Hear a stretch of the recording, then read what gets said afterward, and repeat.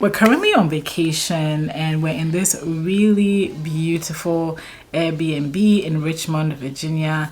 And yeah, I was like, I need to film a video here. So in today's video, we're going to be talking about how I find time to write my novels, even though I have a full-time job, and also how I find time to just like do side hustles in general, even though I have a full-time job. Let's talk about it. So clearly, in order to be, to have a full-time job and to have side ventures that are moving along, you have to have the time to do them. And so how do I personally find the time? And I was thinking through this, and I think my biggest hack is I don't really watch a lot of television. So when people are talking about different TV shows, like all the TV shows that you're probably thinking about right now, I basically know nothing. I think the only show that I follow somewhat is the TV show Western Yellowstone, and that's mostly because my husband watches it. I'm not the one that watches it, so when he's watching it, I tend to watch. So I don't watch a lot of television, and I feel like that cuts down on so much time. This is not a judgment on anybody that loves their TV shows. I'm just saying, me personally, I don't know how it happened, but just unconsciously, I'm not into a lot of TV shows, a lot of movies, and so I don't watch a lot of it. And so that gives me a lot of time to think and create a lot of things I want to create, including my YouTube videos for the Bold PhD, including the content for the Bold PhD, digital products I'm creating over there, as well as writing my novels. And so I think that, if you're looking to find some time within your day, maybe look at something like how much television do you watch. And even when I find myself watching like an hour or two of television, I always think to myself, I could have used the time better, right? Maybe I could have exercised. Perhaps I could have even slept. Perhaps I could have just brainstormed a story idea. So I don't watch a lot of television, and I find that frees up a lot of time for me. The second productivity hack I'll share with you is I take short periods of time really seriously, and I learned this from reading a blog by a writer called Benjamin P. Hardy, and he writes a lot about productivity and performance. And he talked about the fact that sometimes when people have 5 minutes to spare or 15 minutes to spare, maybe they'll be on their phones or social media, or be doing something to while away the time, which I definitely do, right? But I've also found that if I have 15 minutes, right, and I sit down to write a portion of my story, I could probably write 100 words. If I have like a spare 30 minutes here, I could probably film a 10-minute video. So I definitely find those pockets of time where I'm waiting for something, I'm whiling away the time. I'm like, okay, what can I do during this time that is quick and fast and easy? It doesn't have to be perfect, right? And so yesterday, for instance, we're in Richmond, Virginia, so we drove down to Durham, North Carolina to visit a relative. And on the way, I actually was beginning to get some ideas for the content for my LinkedIn for the Bold PhD. So I started drafting some posts on my phone, right? And definitely most of the trip I was chatting, I was listening to music, it was fun.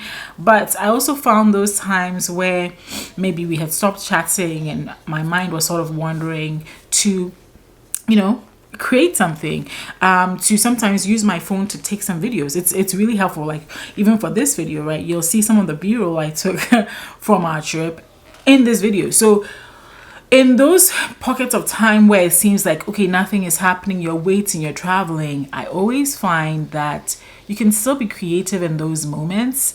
And it doesn't matter if it's 5 minutes or it's 30 minutes, you can definitely be creative in those moments. And just having that bank of creativity, of creative projects that I'm working on in those periods of time, sometimes when I want to pull an idea, I'll go back to my notes or something that I wrote down during those times and then pull from that to be creative. And related to this particular productivity hack is this thing that some people call it time blocking.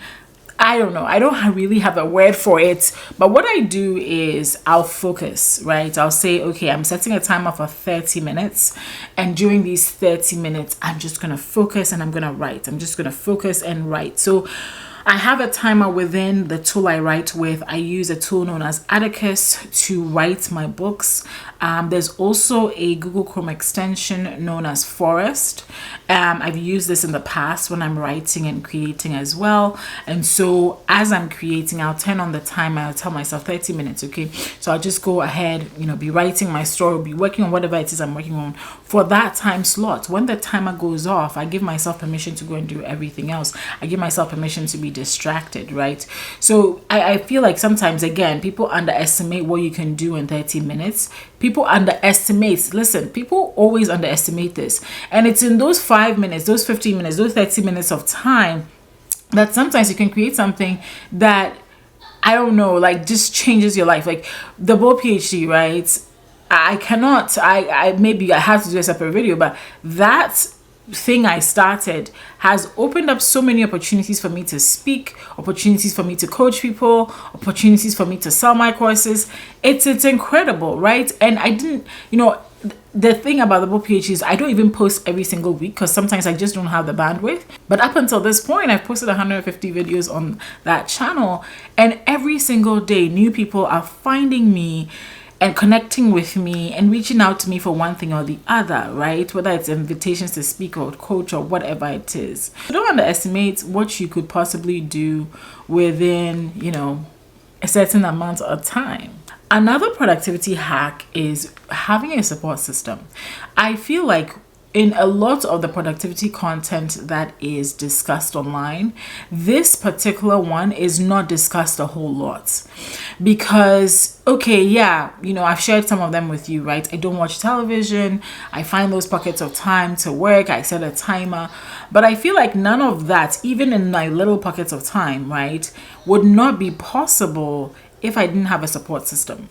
And what do I mean by that? I have a child and I have to take care of my child. And I'm sure some of you watching me have such responsibilities. And if you know anything about children, is that they can definitely throw a wrench into your plans, okay? Whatever, it could be anything. They could definitely throw a wrench into your plans. And sometimes we can easily use them as excuses, and not even as excuses, as legitimate reasons why things cannot get done. But having a support system helps, and I'm so grateful for my husband, who is and has been an excellent support system for me in various aspects of my life. And he helps, he helps with maybe corralling my my son when I have to film a video. Right now, it's just me and my son in this house where we, this Airbnb. He's in a room. I've given him an iPad. I can actually hear him. If you listen quietly, you could probably hear him. I don't know.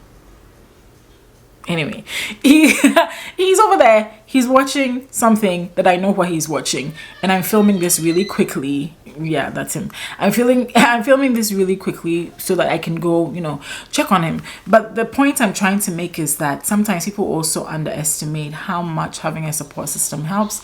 And for me, definitely having a support system, having somebody that supports my creative, pursuits has been incredible for my productivity, incredible for my creativity. So really, like, this is it. This is my system. If you're looking for any other productivity system, I have nothing for you. This is my system. I find pockets of time, I set timers, and I definitely don't watch television, and I have a support system. Let me know in the comments below if you found this useful, and if you have another productivity hack that you think is helpful, drop it in the comments below.